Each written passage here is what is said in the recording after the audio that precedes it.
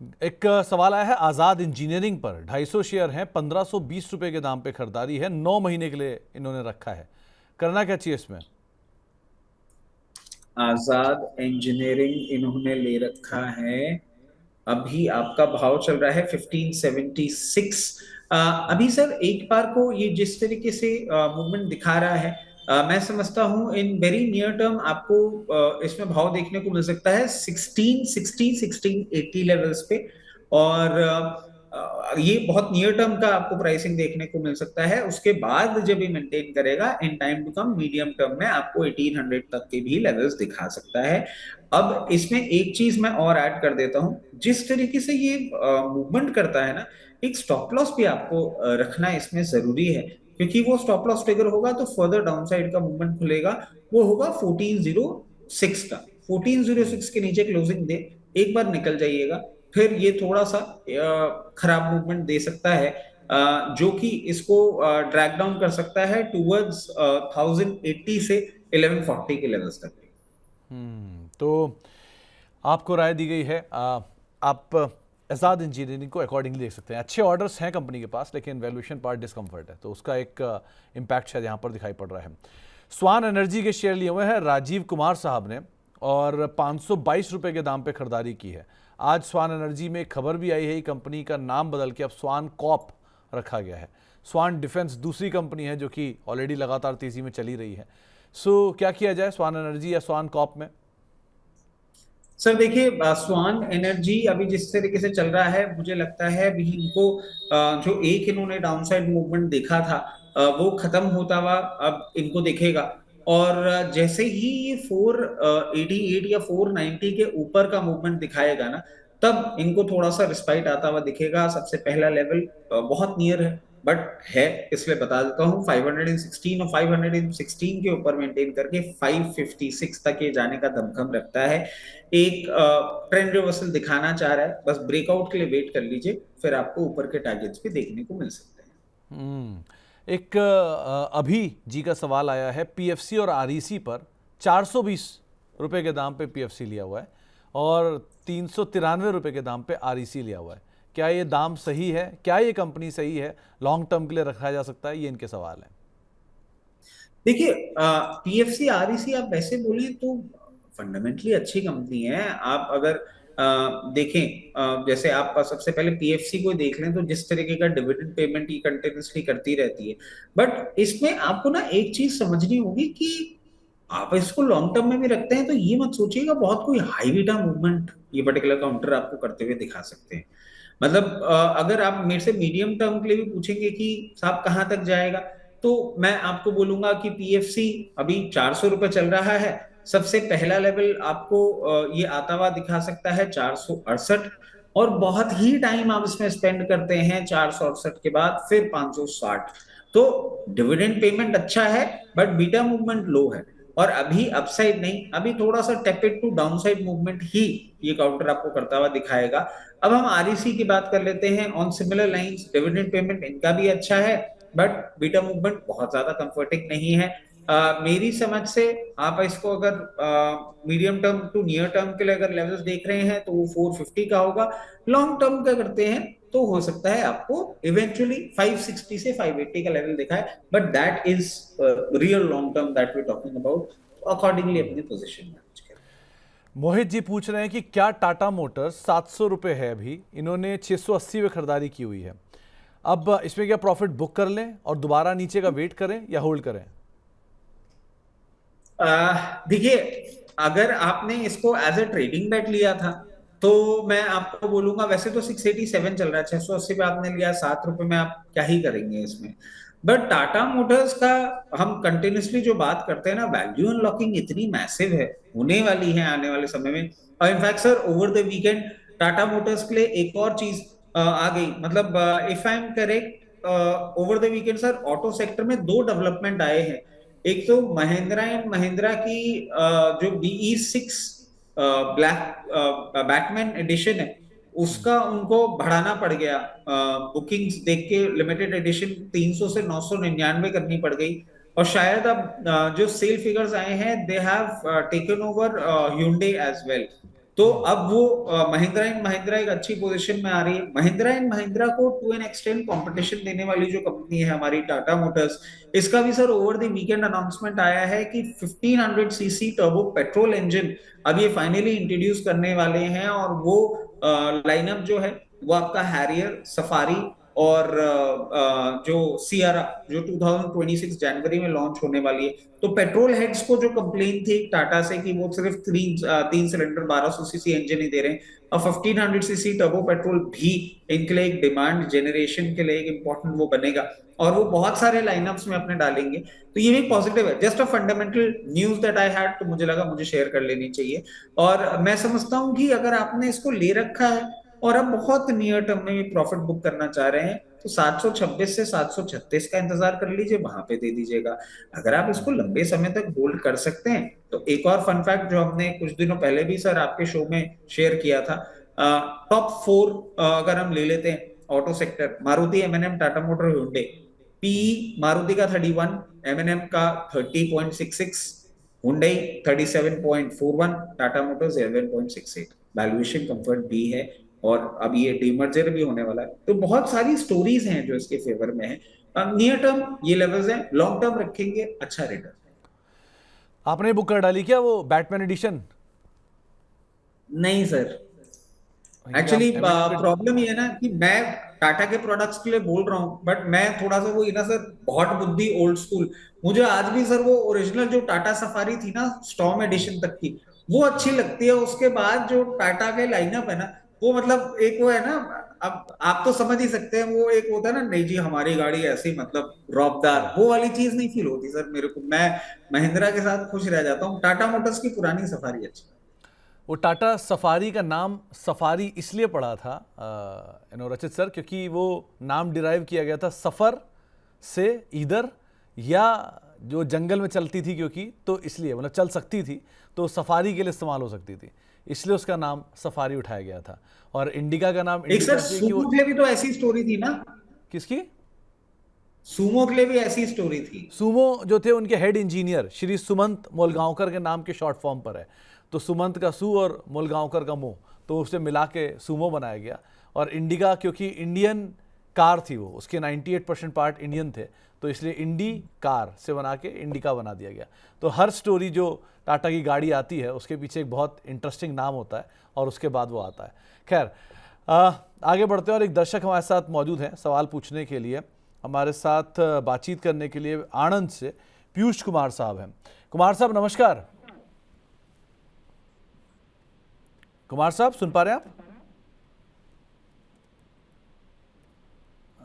शायद ये फिर संपर्क टूट गया। बेजल इंटरनेशनल, ये इनके पास शेयर है आई थिंक। बेजल प्रोजेक्ट के नाम से पहले हुआ करता था, या हाँ Bajel project, sorry Bajel international नहीं, बेजल प्रोजेक्ट इनके पास करीब 204 रुपये पे शेयर है अभी, और आज आई थिंक इसमें लोअर सर्किट लगा हुआ है। आप इसे ट्रैक कर पा रहे हो तो कोई टिप्पणी करना चाहोगे? सर ये 60 रुपए का ही है ना बेजल नहीं इंटरनेशनल? नहीं, वो बेजल प्रोडक्ट नहीं, Bajel international, sorry Bajel international नहीं, बेजल प्रोडक्ट, जो कि करीब 204 रुपये का है।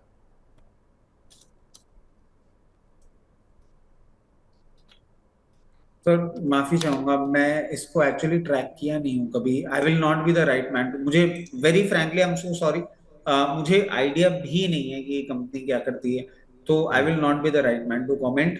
बट हाँ, अगर टेक्निकल ग्राउंड्स पे हम देखें जिस तरीके से ये चल रहा है, कहीं ना कहीं एक सपोर्ट लेने की कोशिश कर सकता है, बहुत बहुत स्मर्की चांस है, सपोर्ट लेने की कोशिश कर सकता है 198 से 200 की रेंज में। अगर वो सपोर्ट ले लेता है, सिर्फ टेक्निकल ग्राउंड्स में मैं कमेंट्री कर रहा हूं सर, अगर वो सपोर्ट ले लेता है तो 228 तक का भी मूवमेंट आपको करता हुआ दिखा सकता है। बट क्या ये एक ट्रेंड रिवर्सल कर रहा है? नहीं। क्या ये फर्दर डाउन साइड ला सकता है? हाँ। और फर्दर डाउन साइड इसको 180 तक भी ड्रैग डाउन कर सकता है। I have no idea as to what the company does, तो मैं और कुछ कमेंट नहीं, सिर्फ टेक्निकल ग्राउंड्स पे जो मैं समझ पाया हूँ वो मैं बता रहा हूँ। तो डॉक्टर साहब ये चार्ट ऐसे ही रखना। रचित सर आप इसको देख के ये बहुत हद तक आइडेंटिफाई कर लो ये कंपनी करती क्या है, थोड़ा डिटेल में आपके सामने रख देता हूँ। ये बेजल को जरा आप दो हिस्सों में बांटना, बेजल का बेज और एल, ये बजाज इलेक्ट्रिकल प्रोजेक्ट्स इसका पूरा नाम होता है। तो ये बजाज ग्रुप की इलेक्ट्रिकल आर्म है जो कि इनके ईपीसी प्रोजेक्ट्स करती है, यानी कि इंजीनियरिंग प्रोक्योरमेंट जो बिजनेस रहता है उनको ये मेजरली कामकाज करती है। और ये पहले बजाज इलेक्ट्रिकल का ही हिस्सा हुआ करता था, ये बजाज ग्रुप की जो दूसरी फैमिली है उनका ही हिस्सा हुआ करता था, फिर उन्होंने डीमर्ज करके ये एक अलग बिजनेस इसके अंदर आ गया है। सो ये वो कंपनी है और टेक्निकल आपको बताई दिए गए हैं, आप उसके हिसाब से यहाँ पर कॉल ले सकते हो। इसके अलावा अनंतराज, दीपक गुप्ता साहब फ्रेश एंट्री करने की इच्छा रख रहे हैं, दिसंबर तक का व्यू है, क्या किया जाए? अनंतराज में फ्रेश एंट्री करना चाह रहे हैं, 543 पे अभी ये चल रहा है। फ्रेश एंट्री के लिए मैं इनको एक चीज सुझाना चाहूंगा, थोड़ा सा और वेट कर लें। और अभी मैं समझता हूं आपको बेटर बाइंग अपॉर्चुनिटी मिलेगी कहीं भी ये लोअर लेवल्स पे आता है, 505 495 505 के लेवल पे, वहां पे थोड़ा सा रिस्क रिवॉर्ड आपके लिए बेटर हो जाता है। ये जो एंट्री करेंगे ना, इसके लिए एक स्टॉप लॉस भी मैं आपको अभी सुझा देता हूं, 478 के नीचे क्लोजिंग करें, एक बार स्टॉप लॉस ट्रिगर करा के एग्जिट कर सकते हैं। 505 रुपए पे जो खरीदेंगे उसके लिए अगर आप इसको बहुत अल्ट्रा शॉर्ट टर्म अगर ले रहे हो, 578 का पहला टारगेट होगा। मीडियम टर्म के लिए अगर होल्ड करते हैं तो 680 तक भी जा सकता है। खेम इसार साहब ने एक सवाल पूछा है इक्सिगो को लेके, आप कोई टिप्पणी करना चाहोगे? रिसेंटली लिस्टेड है, बहुत पुरानी हिस्ट्री तो नहीं है, क्या करा जाए इक्सिगो में? सर इसका नाम तो मैं बोलूंगा, आप ही बोलिएगा, मैं गलत ही नहीं बोलूंगा। सर, वो ली फार्मा और ऐसे नाम ना मैं दूर ही रहता हूँ बोलना, इसलिए कोड बोल दिया मैंने इक्सिगो। सो आप ही करो ये हिसाब किताब, इसका क्या किया जाए? सर मुझे इस पर्टिकुलर कंपनी में जो प्रॉब्लम दिख रही है ना, वो एक ही दिख रही है, इस रनअप के बाद इसका पी बहुत high, price to book value बहुत हाई है। मतलब मैं अब वही ना कि जब फंडामेंटल्स इतने दूर हो जाते हैं ना किसी भी कंपनी के, मेरे को डर ज्यादा लगता है। अगर आपने इसको ले रखा है, मैं तो बोलूंगा प्लीज प्रॉफिट बुक करना चालू कर दें हायर लेवल्स पे और एग्जिट करें, क्योंकि जब भी करेक्ट करेगा ना, बहुत पेनफुल करेक्शन होगा। और फ्रेश एंट्री के लिए अगर आप बोलें, क्योंकि टेक्निकल ट्रेंड्स इतने ज्यादा बुलिश हैं, तो आप अगर करना भी चाहें ना, तो मैं एक ही चीज बोलूंगा कि at the very face of it, if you ask me, just like eternal, मेरे को एक डिस्कंफर्ट मिल रहा है और इसका स्टॉप लॉस भी बहुत दूर आ रहा है सर। जिस तरीके से इसने रनअप किया है ना टेक्निकल ग्राउंड्स पे, इसका स्टॉप लॉस भी 222 है। 222 के नीचे जाके ये बंद होगा ना, तब ये और वीक होगा।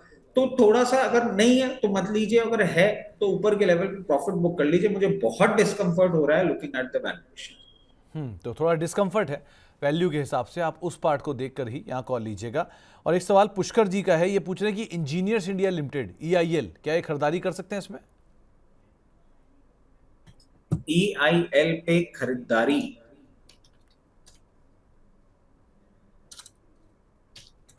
इंजीनियर्स इंडिया अभी आपका 193 पे चल रहा है। अब इसमें आपको एक चीज देखनी होगी, देखिए आप अगर 193 पे खरीदारी करते हैं ना, आपको एक रेजिस्टेंस बिल्कुल इसके 10 रुपए ऊपर मिलता है। वो रेजिस्टेंस जैसे ये तोड़ेगा, फिर ये मूव करना चालू करेगा। तो there are two ways to look at it, या तो आप एक काम करिए 203 के ऊपर मेंटेन करें, तब इसमें खरीदारी करें। और अगर वो नहीं आप करना चाह रहे हैं, तो मैं आपको सजेस्ट करूंगा, अभी 193 चल रहा है, यहाँ पे आप अगर बाइंग भी करें तो लोअर लेवल्स पे आके करिएगा, और इस तरीके से करिएगा कि स्टैगर्ड मैनर में ना आप 172 तक बाय करते चले जाए। उसके बाद जब ये मूव करेगा और 203 रुपए के ऊपर आपको क्लोजिंग करता हुआ दिखाएगा, फिर 248 250 तक के भी मूवमेंट्स करता हुआ दिखा सकता है। तो दोनों तरीके हैं, जिस तरीके से आप प्ले करना चाहें अकॉर्डिंगली अपनी पोजीशन मैनेज करें। चलिए, तो आपको राय EIL के संदर्भ में दी गई है। एक स्पाइक भी आज पे आता हुआ दिखाई पड़ा था। यशवी श्रीवास्तव जी का एक सवाल आया है ओला इलेक्ट्रिक को लेकर। आप उन्होंने 50 रुपए के दाम पे खरीदारी कर रखी है, 990 शेयर है, क्या करना चाहिए इसमें? सर ये इसने ना एक्चुअल में मैं समझता हूँ सारे उन एनालिस्ट को ऐसा डाइसी पोजीशन में पहुंचा दिया है जो बेचारे बंदे थे इसमें। और वही होता है ना कि at times you are caught and you don't know what has to be said. Ola electric ने बिल्कुल हमारी वही हालत करके रख दी है। देखिए सब आप देखिए समीर अरोड़ा जी इन्वेस्ट कर रहे हैं, और भी बहुत सारी बातें आ रही हैं। और बट क्या एकदम से चीजें बदल गई? क्योंकि अभी बीच में सर एक और चीज आई थी कि ये रेयर अर्थ से बाहर निकल जाएंगे। और ये एक नया तरीके का मैग्नेटो सिस्टम बना रहे हैं जिसमें रेयर अर्थ की जरूरत नहीं पड़ेगी, and they will be the first one in entire country to do so. इसमें प्रॉब्लम क्या है ना सर, ये महंगा बहुत पड़ता है।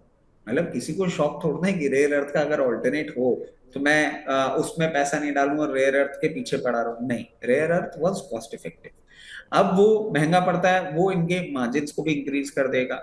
ये इन्वेस्टमेंट्स कहीं ना कहीं ऐसा जरूर दिखा रहे हैं, जिस तरीके की वॉल्यूम बेस्ड बाइंग हुई है कि 40 रुपीज के आसपास ये स्टॉक सपोर्ट लेता हुआ दिख रहा है।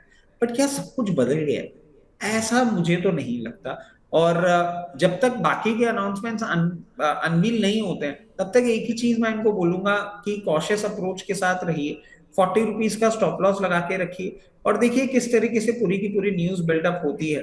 कुछ टाइम पहले ही हमने ये भी इससे बात बोली थी कि 53 लेवल्स पे आप कहीं ना कहीं इसमें प्रॉफिट बुक कर सकते हैं, लोअर लेवल पे आपको देखने को मिल सकता है। बट 53 52 ऑड लेवल्स जाने के बाद अभी जिस तरीके से मेंटेन कर रहा है, मैं एक ही चीज इनको बोलूंगा कि 40 रुपए का स्टॉप लॉस अपना मेंटेन करके रखें, और एक बार देखें 64 66 तक प्ले करते हैं, बट वेरी कंफर्टेबली। क्या फ्रेश एंट्री? तो मैं बोलूंगा बेटर स्टॉक्स है, क्यों ऐसी चीज में डालना जहां पे चीजें थोड़ी सी टाइस। ओके, सभिया सैयद जी का सवाल है, यूटीआई एएमसी पर 1472 पे खरीदारी है और परसिस्टेंट 4500 पे खरीदारी है, एक वीक का टारगेट है, क्या करें? सर ये तो मतलब गलत आदमी हो गया मैं। एक वीक का टारगेट तो ट्राई कर सकता हूँ सर, मतलब मेरी एक्यूरेसी बहुत खराब है इसमें, लेट मी वेरी ऑनेस्ट। एक वीक में क्या होगा?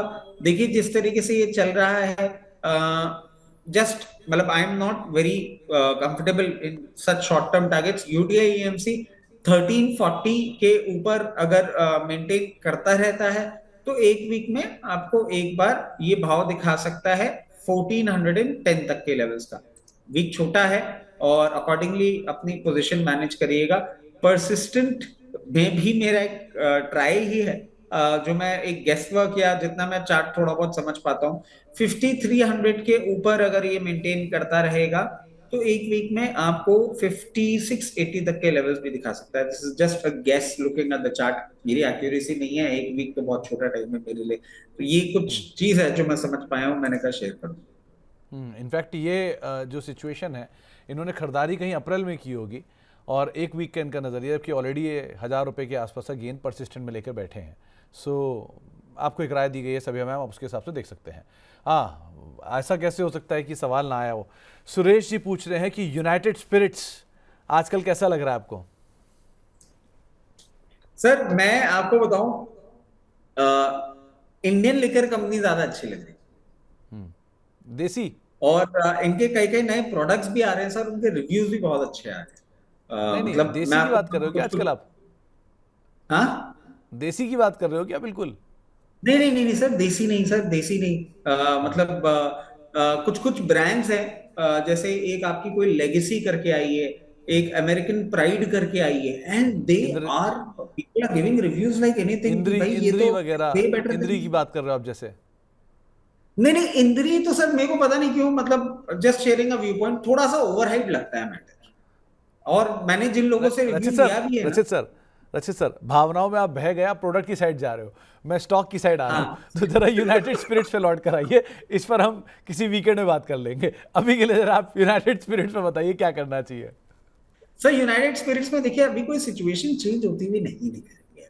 मैं अभी भी इसमें थोड़ा सा डाउन साइड, क्योंकि सर हम किस लेवल से यही बातें कर रहे हैं, थोड़ा सा और डाउन साइड आता हुआ आपको दिख सकता है, जो कि 1280 तक आता हुआ दिखेगा। दो बहुत पास में है, अगर आप इसमें पोजीशन बनाना ही चाहते हैं तो मैं आपको बोलूंगा कि 1280 के आसपास आए, वहां पे हल्की हल्की करके पोजीशन बनाइएगा।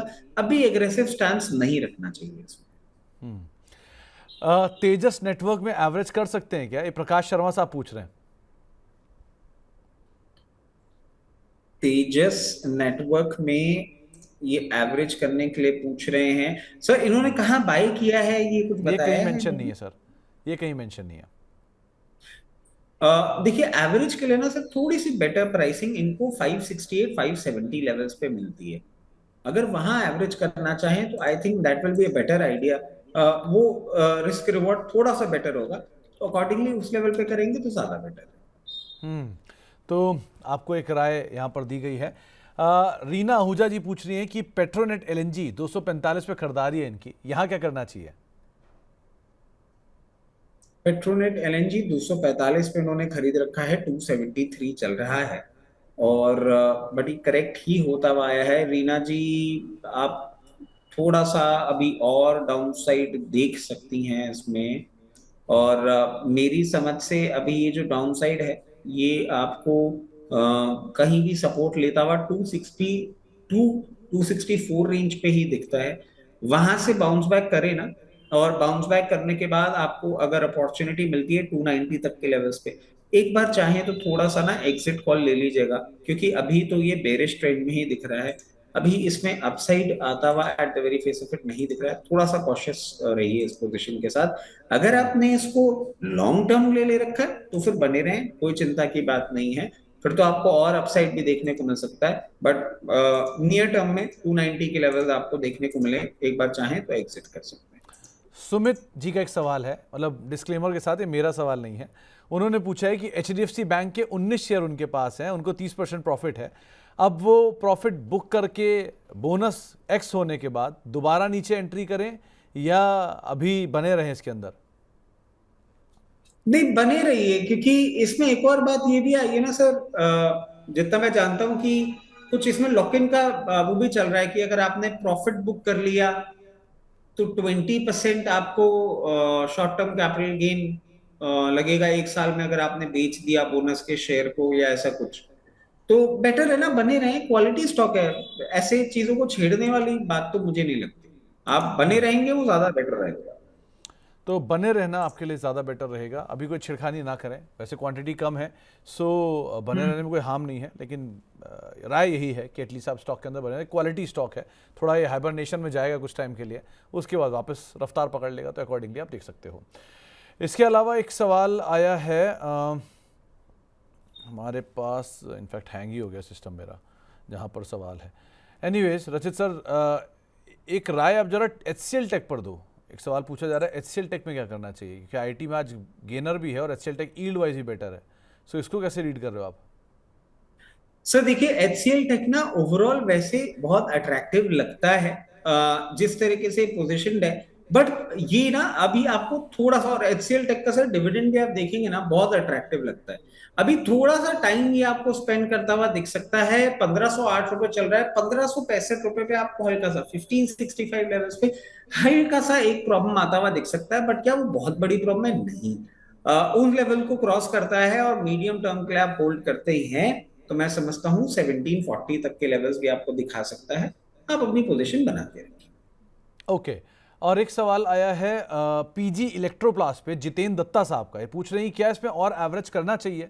बहुत वोलेटाइल रहा है स्टॉक हाल फिलहाल में। सर वॉलेटाइल भी रहा है, इफ आई एम करेक्ट ये एफएनओ बैन में भी है। और अभी क्या ये एक रिवर्सल दिखा रहा है? नहीं, at the very face of it नहीं। ये जो मूवमेंट है आपको मैक्सिमम टू मैक्सिमम आता हुआ दिख सकता है 640 लेवल, 644 लेवल्स, 578 चल ही रहा है। तो आप बोलेंगे भाई साहब इतना ऊपर जा रहा है तो आप क्यों मना कर रहे हैं? क्योंकि at the very face of it वहां से ये कहीं ना कहीं अगर एक वापस से नीचे जाएगा ना, तो सर 464 लेवल्स, 468 लेवल्स तक भी जा सकता है। जिस तरीके की सिचुएशन दिखा रहा है, मैं अपसाइड की चांसेस कम एक्सपेक्ट कर रहा हूँ। 463 464 लेवल्स पे जाए, वहां पे एवरेज करना थोड़ा सा कंफर्टेबल होगा, तो यहाँ पे एवरेज, रिस्क रिवॉर्ड नहीं सजेस्ट करता। वकील अहमद साहब पूछ रहे हैं भारत बिजली इन्होंने ले रखा है 3000 रुपए के दाम पर, क्या करें? छोटी इक्विटी का स्टॉक है लेकिन ग्रोथ नील है, क्या करा जाए? भारत बिजली इन्होंने ले रखा है 3000 रुपए के दाम पे।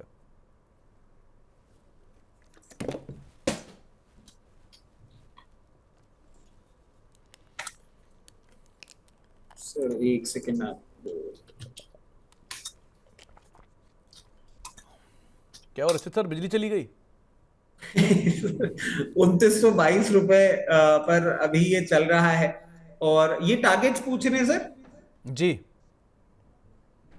देखिए अभी जिस तरीके से चल रहा है, हो सकता है इनको इन वेरी नियर टर्म एक बार 3240 लेवल्स तक ये आता हुआ दिख सकता है।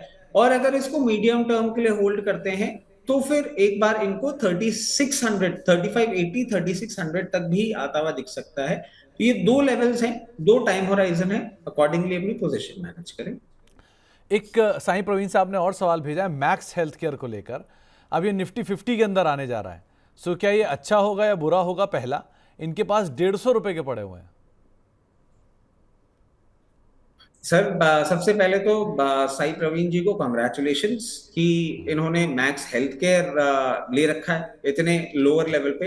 अब ये बात तो देखिए बिल्कुल सही है कि अगर ये री रेटिंग के लिए उधर जाता है और फिर इसमें फंड इंफ्यूजन भी होता है, सारी चीजें होती हैं, बट नॉट टू फॉरगेट, एक इस इमीडिएट मूवमेंट के बाद इसका एक रिस्क और बढ़ जाता है। रिस्क किस चीज का बढ़ जाता है? रिस्क बढ़ जाता है वैल्यूएशंस का। आप देखें कि स्टॉक अभी कहां ट्रेड कर रहा है। स्टॉक ट्रेड कर रहा है 13.4 times, 13.5 times price to book value. P भी हाई है। तो ये ना जब तक एक अर्निंग कैचअप नहीं करती है तब तक चीजें बहुत ज्यादा अच्छी नहीं होती हैं, और ये रीरेटिंग के बाद जो थोड़ी बहुत बाइंग आती है वो डिस्कंफर्ट और बढ़ाती ही है। बट आपने 150 रुपए में ले रखा है, तो मैं तो आपको एक ही चीज बोलूंगा कि ठीक है, आप आराम से इसको होल्ड करिए। और अभी जैसे ये बाइंग इंटरेस्ट थोड़ा सा आता है, क्योंकि आई थिंक सितंबर में ये आपको देखने को मिलेगा 1263 1264 लेवल्स पे आता है, तो थोड़ा सा डिप्लॉय कर दीजिए, मतलब बेच दीजिए जो आपने ले रखा है, और अराउंड 40% 50% आप दे दीजिए। आपको तो सुपर प्रॉफिट हो रहा है, बाकी का 50% पड़ा रहेगा। कंपनी में खराबी नहीं है, वैल्यूएशन डिस्कम्फर्ट है, बट उसके लिए आप तो एंजॉय करिए उसको, और ऊपरी लेवल पे बेच के एक बार पैसा थोड़ा सा अपना निकाल लीजिए। बाकी फ्री और अच्छे प्रॉफिट वाला जो स्टॉक है उसमें पड़े रहने दीजिए, कोई परेशानी नहीं। चलिए, तो प्रवीण साहब आपको एक राय दी गई है। वैसे भी आपने एक बहुत सही दाम पर खरीदारी की, वो दाम तो आपको दोबारा मिलना नहीं है। सो बने रहिए आराम से एंड लेट्स सी क्या होता है, क्योंकि देश का दूसरा सबसे बड़ा हॉस्पिटल है अभी तो, और सेक्टर वैसे भी ज़बरदस्त तेज़ी में। सो अभी आप बने रहे, ज़्यादा बेटर है। बाकी रणनीति आपको बताई है रचित सर ने। अब जाने का वक्त हो गया रचित सर का भी, तो जाने से पहले उनकी इंडिविजुअल कॉल जान लेते हैं चुन चुन के में।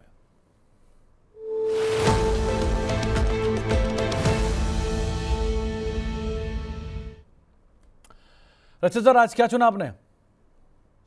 सर आज मैं लेकर आया हूं बिजली से चलने वाली कंपनी, जो मतलब ईवी सेक्टर की कंपनी है सर, ओलेक्ट्रा।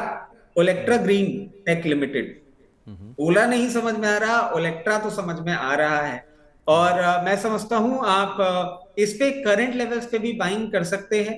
जिस तरीके से ये चल रहा है 1610 रुपए चल रहा है, क्लोजिंग बेसिस स्टॉप लॉस होगा 1536 रुपए, 1536। 1610 में लीजिए, 1536 का स्टॉप लॉस होगा। और उसके बाद पहला टारगेट जो इसका निकल कर आता है, जो बहुत नियर टर्म में, वो आता है 1660, 1616 रुपए। और इसको थोड़ा सा टाइम अगर आप दे देते हैं तो कंफर्टेबली आपको ये 1760 तक के भी लेवल्स दिखा सकता है। तो बहुत नियर टर्म के लिए ओलेक्ट्रा ग्रीन टेक एक अच्छा काउंटर लग रहा है, इसमें पोजीशन बनाई जा सकती है। फैक्ट कल एक ब्रोकरेज का नोट भी आया था, 1750 रुपए के टारगेट्स उन्होंने दिए हैं। जियोजित की तरफ से नोट आया है, 14% का पोटेंशियल अपसाइड उन्होंने बताया था। उनका ये कहना है कि कंपनी मेजरली ईवी के अंदर कामकाज कर रही है और पॉलीमर इंसुलेटर बना रही है, और नई कैपेसिटी यहाँ पे जो ऐड कर रही है उसका इंपैक्ट आता हुआ दिखाई पड़ेगा। अच्छा सर, आपने टारगेट और स्टॉप लॉस क्या रखा है एक बार इसमें? सर देखिए, पहला टारगेट जो बहुत नियर टर्म के लिए मैंने इसमें रखा हुआ है, वो रखा हुआ है, एक सेकेंड दीजिए, 1660 1680 की रेंज में। और उसके बाद दूसरा टारगेट 1760 1780 की रेंज में। ओके, और स्टॉप लॉस?